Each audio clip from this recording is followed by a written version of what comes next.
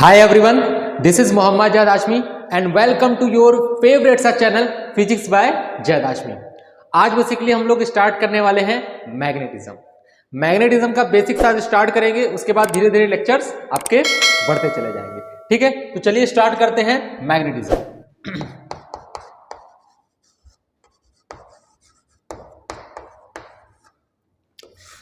Magnetism में basically हम लोग पढ़ेंगे क्या? मैग्नेटिज्म में बेसिकली पढ़ेंगे हम लोग मैग्नेटिक फील्ड। मैग्नेटिक फील्ड के बारे में चर्चा हम लोग कर रहे होंगे।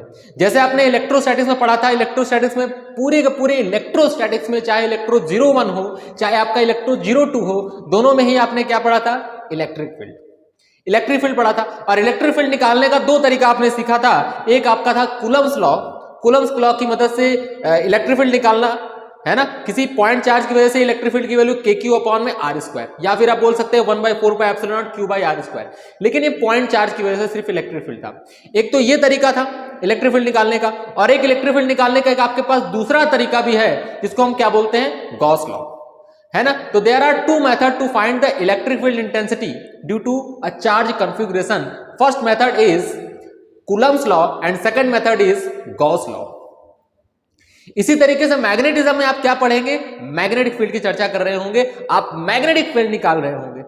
और अगर मैग्नेटिक फील्ड निकाल रहे होंगे तो यहां भी दो लॉ हैं मैग्नेटिक फील्ड निकालने के लिए। तो there are two laws to find the magnetic field intensity, to find the magnetic field. Basically बोले तो मैग्नेटिक फील्ड, तो अगर हम मैग्नेटिक फील्ड निकालेंगे तो दो लॉ हमारे वो क्या है? तो सबसे पहले हम बात करते हैं कि मैग्नेटिक फील्ड क्या है, उसके बाद हम बात करेंगे उन दो लॉ की। ठीक है, तो मैग्नेटिक फील्ड क्या है और वो मैग्नेटिक फील्ड किससे प्रोड्यूस होता है? तो सबसे पहला पॉइंट हमारा क्या है? Source of magnetic field. Source of magnetic field. अगर हम सोर्स ऑफ मैग्नेटिक फील्ड की बात करें तो मोटा मोटा नंबर वन हमारा होगा number 1 due to a bar magnet. Due to a bar magnet, इसको बहुत अच्छे से आपको पढ़ाया जाएगा। बार मैग्नेट है क्या, है ना, क्लासिकल मैग्नेटिज्म में। सबसे पहली बात तो बार मैग्नेट होता क्या है आपको पता ही होगा। बार मैग्नेट क्या होता है? एक छोटा सा काला सा पत्थर होता है जो क्या करता है? अट्रैक्टिव और डायरेक्टिव प्रॉपर्टी, डायरेक्शनल प्रॉपर्टी भी अपने साथ साथ रखता है। मतलब किसी भी चीज को क्या करता है? किसी भी चीज को क्या, जैसे निकल कोबाल्ट, सब चीज को क्या करता है? अट्रैक्ट करता है। आयरन को अट्रैक्ट करता है और इसके पास डायरेक्शनल प्रॉपर्टीज भी होती है। ये नॉर्थ साउथ डायरेक्शन में क्या हो जाता है? एडजस्ट हो जाता है। तो ये बार मैग्नेट की वजह से मैग्नेटिक फील्ड प्रोड्यूस होती है। तो this is the source of magnetic field. दूसरा नंबर क्या है हमारा? A current carrying wire. Current carrying wire मतलब अगर किसी वायर में करंट फ्लो हो रहा होता है तो उसकी वजह से भी मैग्नेटिक फील्ड प्रोड्यूस होता है। तीसरा नंबर क्या है? Moving charge. अगर चार्ज आपका रुका हुआ है तो इलेक्ट्रिक फील्ड प्रोड्यूस करता है, लेकिन अगर चार्ज आपका मोशन में होता है विथ कांस्टेंट वेलोसिटी तो वो मैग्नेटिक फील्ड भी प्रोड्यूस करता है। इसलिए मूविंग चार्ज भी मैग्नेटिक फील्ड को प्रोड्यूस करता है। तो मूविंग चार्ज भी क्या हो गया? Source of magnetic field. Number 4 अर्थ। आपको पता होगा अर्थ एक मैग्नेटिक फील्ड अपने चारों तरफ एक मैग्नेटिक फील्ड क्रिएट करता है। ऐसा माना जाता है कि लोग ऐसा बोलते हैं कि अर्थ के अंदर एक बहुत बड़ा मैग्नेट गड़ा पड़ा हुआ है जिसकी वजह से मैग्नेटिक फील्ड प्रोड्यूस होता है ना। और हमारे सिलेबस में इसका एक चैप्टर भी है, अर्थ मैग्नेटिक फील्ड करके नाम करके है, तो इसको भी पढ़ाया जाएगा। तो अर्थ भी क्या है? हमारा मैग्नेटिक फील्ड का एक सोर्स है। और at the last number 5 changing electric field.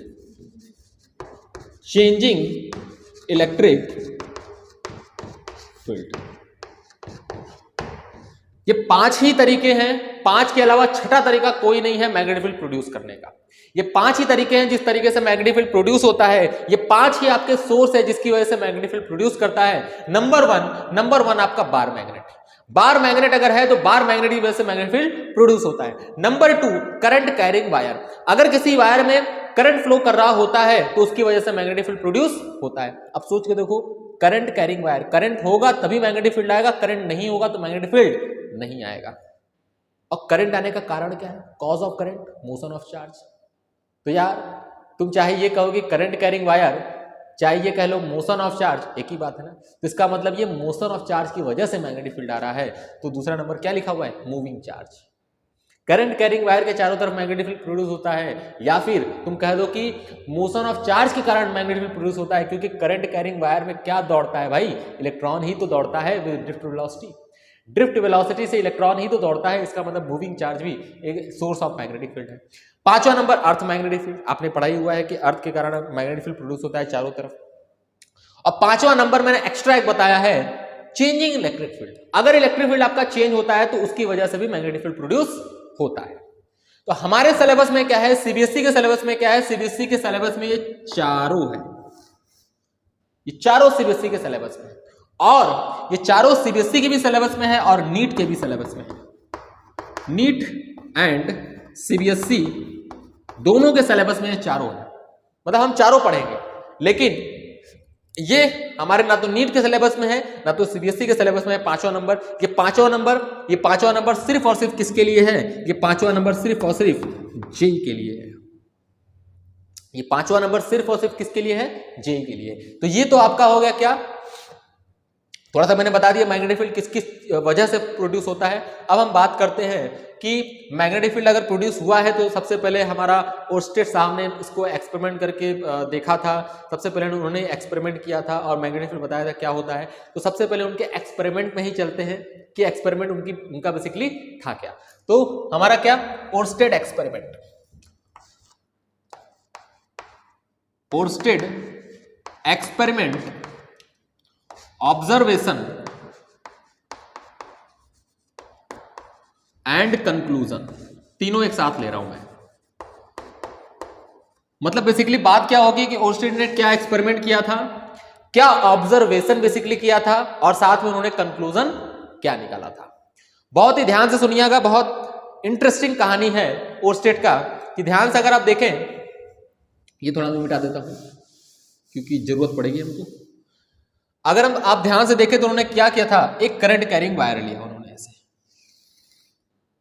Current carrying wire जिसमें करंट नीचे की तरफ जा रहा है, आई जिसमें करंट नीचे की तरफ जा रहा है, ये करंट कैरिंग वायर है। सर करंट कैसे आ रहा है, बैटरी तो लगा ही नहीं। अरे बैटरी लगा है, मैं दिखाया नहीं। मान लो कि वायर में बैटरी लगा हुआ है, करंट फ्लो कर रहा है और बैटरी मैंने नहीं दिखाया, मतलब वायर का एक हिस्सा मैंने दिखाया है, वायर का एक मैंने आपको टुकड़ा दिखाया है। क्लियर। तो ये एक वायर है जिसमें करंट फ्लो कर रहा है, वो भी किधर की तरफ, नीचे की तरफ।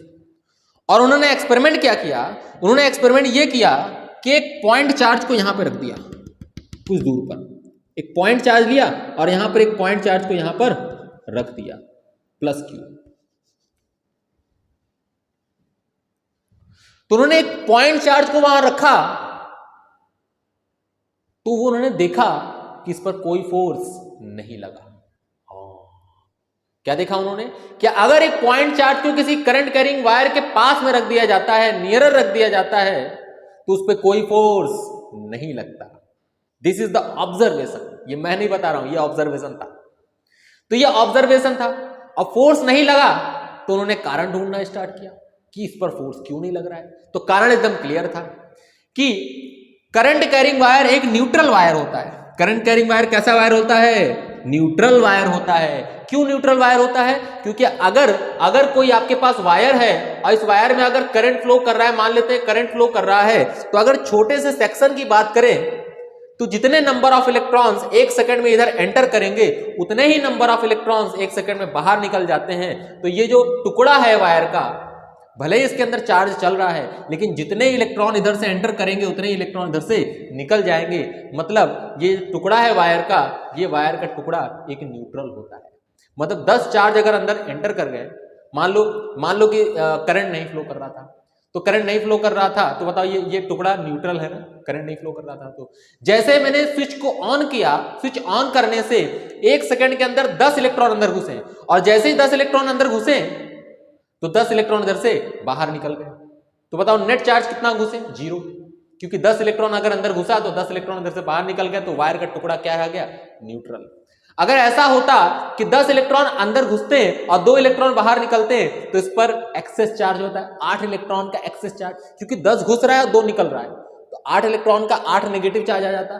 लेकिन वायर में ऐसा होता ही नहीं। आपने करंट इलेक्ट्रिसिटी नहीं पढ़ा है। करंट इलेक्ट्रिसिटी में क्या सिखाया जाता है, अगर किसी कंडक्टर में एक साइड से जितने नंबर ऑफ इलेक्ट्रॉन पर सेकेंड एंटर करेंगे उतने ही इलेक्ट्रॉन दूसरे साइड से निकल जाते हैं, तो पूरा का पूरा कंडक्टर क्या होता है, न्यूट्रल। तो रटाया भी जाता है a current carrying wire and a current carrying conductor is a neutral.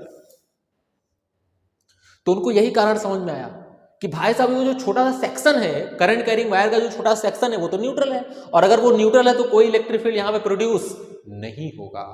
हाँ, कोई इलेक्ट्रिक फील्ड यहां पे प्रोड्यूस नहीं होगा। अगर यहां पर कोई इलेक्ट्रिक फील्ड प्रोड्यूस नहीं होगा मतलब इलेक्ट्रिक फील्ड जीरो, तो इस चार्ज पे लगने वाला फोर्स भी क्या होगा, जीरो, क्योंकि फोर्स तो इलेक्ट्रिक फील्ड के कारण ही लगता है। फोर्स बराबर Q इंटू ई ही तो होता है। अगर E बराबर जीरो हुआ तो फोर्स बराबर क्या हो गया, Q इंटू जीरो, मतलब जीरो, मतलब फोर्स कितना हो गया, जीरो। मतलब कारण एकदम बिल्कुल उनका सही था। मतलब वो समझ लिए थे कि हाँ, अगर किसी चार्ज को वहां रख देंगे तो रखने पर क्या होता है, अगर कोई चार्ज रेस्ट पे वहां रखा जाता है तो उस पर कोई फोर्स नहीं लगता, क्योंकि वहां पर कोई इलेक्ट्रिक फील्ड नहीं है। उनको बड़ा मजा आएगा कि हाँ यार, चार्ज पे फोर्स तो लग ही नहीं रहा, वहां तो इलेक्ट्रिक फील्ड है ही नहीं। लेकिन फिर दूसरे एक्सपेरिमेंट में उन्होंने क्या किया कि इस चार्ज को मूव करा दिया। इस चार्ज को क्या करा दिया, मूव करा दिया। इस चार्ज को मूव करा दिया, ये चार्ज जो है इसको मोशन में कर दिया, इस पर वेलोसिटी दे दी, इस पार्टिकल को वेलोसिटी दे दी। तो उन्होंने क्या देखा कि अब की बार चार्ज पे फोर्स लगा। क्या बोला, क्या बोला, क्या बोला, अगर चार्ज रेस्ट में होता है तो उस पर कोई फोर्स नहीं लगता। अगर कोई फोर्स नहीं लगता तो इसका कारण एकदम समझ में आ रहा था कि इलेक्ट्रिक फील्ड भाई साहब आपका क्या है, जीरो है। इलेक्ट्रिक फील्ड जीरो है तो फोर्स भी क्या है आपका, जीरो।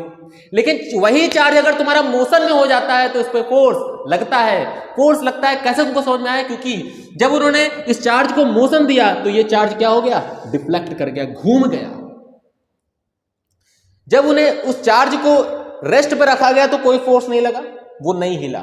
लेकिन जब चार्ज को मोशन में कर दिया तो वो चार्ज हिल गया, चार्ज डेविएट हो गया, अपने पाथ से घूम गया। और घूम गया तो बताओ किसी चीज को घुमा कौन सकता है, फोर्स। फोर्स ही तो है जो किसी चीज को चला सकता है। फोर्स ही तो है जो किसी चीज को रोक सकता है। फोर्स ही तो है जो किसी चीज के डायरेक्शन को बदल सकता है। अरे फोर्स ही तो है जो किसी के साइज को बदल सकता है।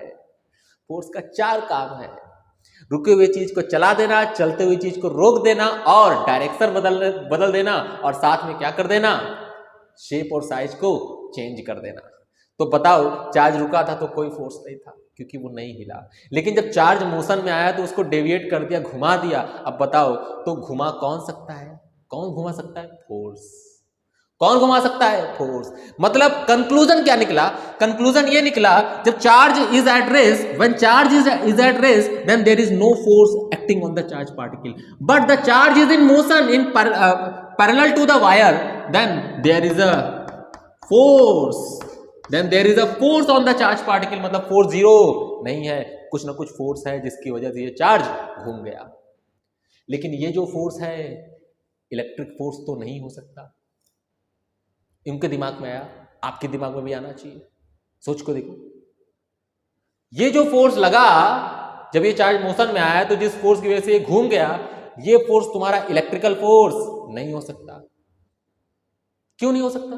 क्योंकि अगर इलेक्ट्रिक फोर्स होता तो ये तब भी लगता जब ये रुका हुआ था। सही बोल रहा हूं, सही बोल रहा हूं, सही बोल रहा हूं भाई। अगर ये इलेक्ट्रोस्टैटिक फोर्स होता तो ये तब भी लगता जब ये रुका हुआ था। क्योंकि अगर ये इलेक्ट्रोस्टैटिक फोर्स होता, अगर ये इलेक्ट्रोस्टैटिक फोर्स होता तो इलेक्ट्रोस्टैटिक फोर्स तो इलेक्ट्रिक फील्ड के कारण आता है, और इलेक्ट्रिक फील्ड के कारण आता है तो इलेक्ट्रिक फील्ड के कारण रुके हुए चार्ज पे भी तो फोर्स लगना चाहिए था। लेकिन फोर्स तो जीरो था, इलेक्ट्रिक फील्ड जीरो था, इलेक्ट्रिक फील्ड जीरो था, तो इसलिए ये इलेक्ट्रोस्टैटिक फोर्स नहीं हो सकता। तो उनके दिमाग में आया यार कि साला कोई करंट कैरिंग जो वायर है एक नए टाइप का फील्ड जनरेट करता है अपने चारों तरफ। ये जो करंट कैरिंग वायर है एक नए टाइप का फील्ड जनरेट करता है चारों तरफ, जो मूविंग चार्ज पे फोर्स लगाता है, जो रुके हुए चार्ज पे फोर्स नहीं लगाता। क्या बोला, क्या बोला, क्या बोला? एक current carrying wire, a current carrying wire exert force on the moving charge, not rest charge. A current carrying wire exert force on moving charge, not on rest charge. Rest charge पे कभी भी force नहीं लगाता, है ना। तो current carrying wire force लगाता है किस पर? मूविंग चार्ज पर। और ये जो फोर्स है किसी नए टाइप के फील्ड के कारण लगा है, एंड दिस नया type of magnetic field is basically known as magnetic field. क्या बोला? Magnetic field. कहने का मतलब मैग्नेटिक फील्ड रुके हुए चार्ज पे फोर्स नहीं लगाता। किस चार्ज पे फोर्स लगाता है? मूविंग चार्ज पे फोर्स लगाता है। किस चार्ज पे फोर्स लगाता है? मूविंग चार्ज पे फोर्स लगाता है। और इसी दिन से मैग्नेटिक फील्ड का जन्म हो चुका था। तो मैग्नेटिक फील्ड हमारा क्या है? मैग्नेटिक फील्ड बेसिकली क्या है? अगर इसका डेफिनेशन देखें, मैग्नेटिक फील्ड बेसिकली क्या है, तो मैग्नेटिक फील्ड क्या है, यहां से अगर डेफिनेशन बनाना चाहे तो यहां से बना सकते हैं। It is the region around a magnet, या फिर it is the region around a current carrying wire in which there is a force on moving charge. There is a force on moving charge. और इसमें भी थोड़ा condition है, moving charge पे कैसे force लगेगा, इसमें भी कंडीशन, लेकिन ऐसा बोल सकते हैं आप, there is a force on moving charge is basically known as magnetic field. या फिर बोल सकते हैं it is a region around a magnet in which any other magnet experiences a force of repulsion or attraction is basically known as magnetic field. इस magnet, किसी magnet के चारों तरफ का वो रीजन, जिस रीजन के अंदर कोई दूसरा मैग्नेट फोर्स ऑफ अट्रैक्शन को महसूस करे या फिर फोर्स ऑफ रिपल्सन को महसूस करे, उसको हम बेसिकली क्या बोलते हैं? Magnetic field. This is the definition of magnetic field. अगर हम इसके क्वांटिटी की बात करें, ये किस टाइप की क्वांटिटी है, तो हम क्या बोलेंगे? वेक्टर क्वांटिटी है। और ऊपर से ये कौन सी वेक्टर क्वांटिटी है? एक्सियल वेक्टर क्वांटिटी है। कैसी क्वांटिटी है? एक्सियल वेक्टर क्वांटिटी है, क्योंकि ये एक्सिस की, ये जब लगता है तो ये एक्सिस के अलॉन्ग लगता है। एक्सियल वेक्टर मतलब घुमाव इफेक्ट प्रोड्यूस करता है, एक्सियल वेक्टर क्वांटिटी है। क्लियर है? घुमावदार वेक्टर होता है, ये एक्सियल वेक्टर क्वांटिटी है ना। ये अभी आपको बाद में पता चलेगा। तो इसको रिप्रेजेंट कैसे करते हैं? बी वेक्टर से रिप्रेजेंट करते हैं। और यूनिट क्या होता है? SI unit. एसआई यूनिट की अगर हम बात करें तो एसआई यूनिट इसका होता है टेस्ला। क्या होता है? टेस्ला। एसआई यूनिट इसका होता है टेस्ला। और इसको दिखाते कैसे हैं? कैपिटल टी से। नाम पूरा लिखेंगे तो स्मॉल टी से, और अगर सिंबल दिखाएंगे तो कैपिटल टी से। तो इसका यूनिट, एसआई यूनिट क्या होता है? टेस्ला।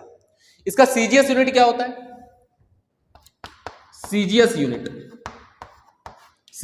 होता है इसका gauss. And 1 tesla is equal to 10⁻⁴ gauss. मतलब इनके बीच में ये रिलेशन है। 1 tesla is equal to 10⁻⁴ Gauss.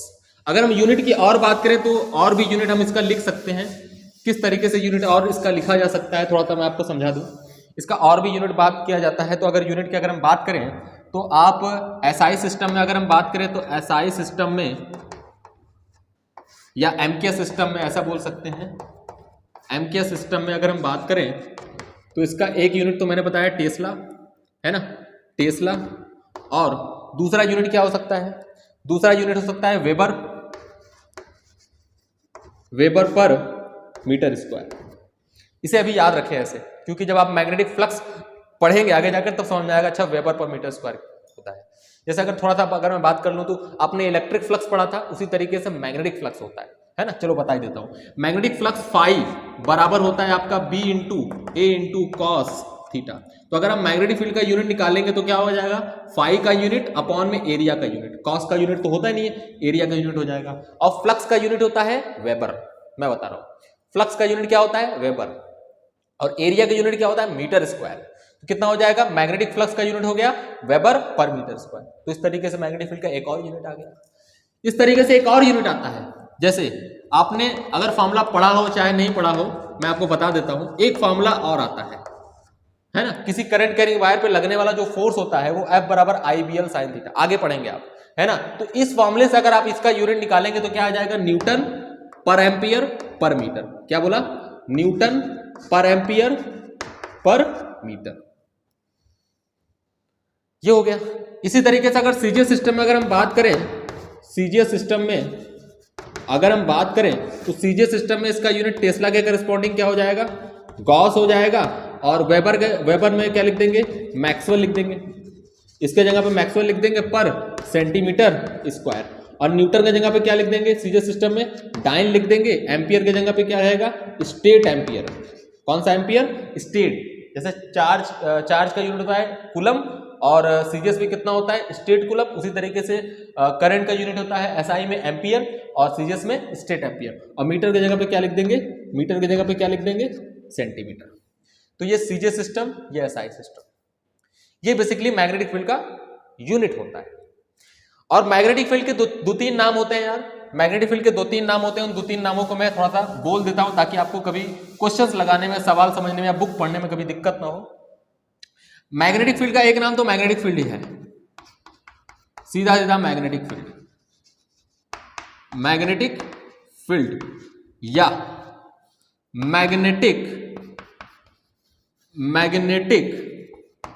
Flux density भी बोलते हैं इसको। क्या बोला, मैग्नेटिक फ्लक्स डेंसिटी भी बोलते हैं, या फिर इसका एक दूसरा नाम है मैग्नेटिक इंडक्शन।